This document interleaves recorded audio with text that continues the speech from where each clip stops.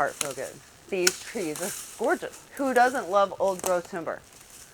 I advise any landowner that has potential to manage just part of their, like, if I were giving the advice right here, I would say don't touch a thing right here. It's such, right here, it's different than so many other places here. It's gorgeous. And what is interesting to me is the hemlock and the oak and the beech that are in here, this is an even age stand. They're probably all the same age. And they came in a really, this is very high stocked. I'm surprised the trees are as healthy as they are. This is way overstocked. But right here is so neat. As a forest manager, even though my prescription is to reduce stocking in general, this is a place I would say leave alone because it's really unique and just lovely. And so like I wanted to point out these beech for one thing, and also like look around on the ground and what do you guys notice here? There's nothing. There, you know, if you could look over these, see where the sunlight's hitting that, and you have plants growing out of the forest floor over there, there's nothing here. And the reason for that, well, two reasons here. One is it's totally shaded, and most understory plants need sunlight. If you cut this, it would explode with probably 50 species of native and rare and endangered plants. And Tom, I would love to talk about them, but they're in the seed bank still. And I can't.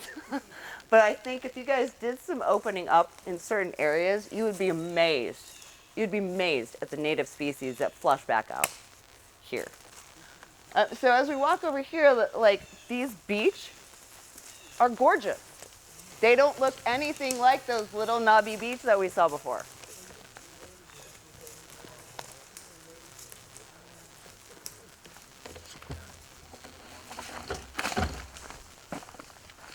You know, these beech are tall and straight. They don't have a lot of wounding. And they also don't show signs of beech bark disease yet because they're healthy. So these beech, you know, any that don't show any signs of it, I would never mess with it until they do. So now as a forest manager, I might come in and cut this ugly thing out because it's going to die. But it's a maple. Yeah, that's a red maple.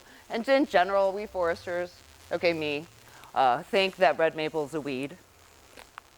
If you get the choice, if you have a sugar maple and a red maple growing together and you only want one, take away the red maple. Same with, and that is because it provides better timber value. It's just a better tree.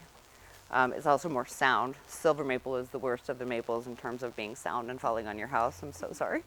And then oaks, given a choice in oaks, if you have a white oak and a red oak and a black oak and you want to leave two, take away the black oak and leave the red and white. They're better for wildlife and better timber value for later if you choose to sell it. If you want to leave one, leave the white oak, because white oak acorns have far less tannins in them than all the other acorns, and they're much more palatable to deer and turkey. It's their preferred food. That's the only thing that's making me feel good about this other guy's property is I'm doing something that's hugely improving his wildlife habitat, even though I don't want to take away all of his big trees. So, any questions?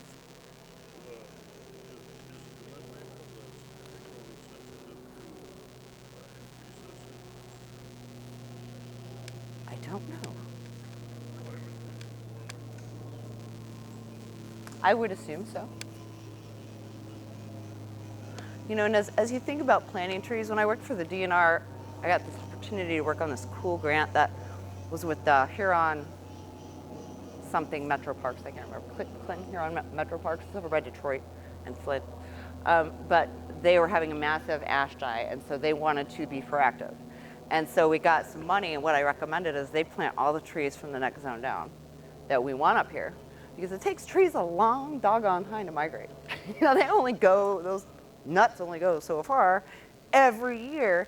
But if we know these climate, we're going to go on a warming trend here, black walnut, persimmon, pawpaw, native food trees, hickories, pecan, all of those we can start to bring up here because they're native couple hours south of here, and they're going to be here in 100 years anyway.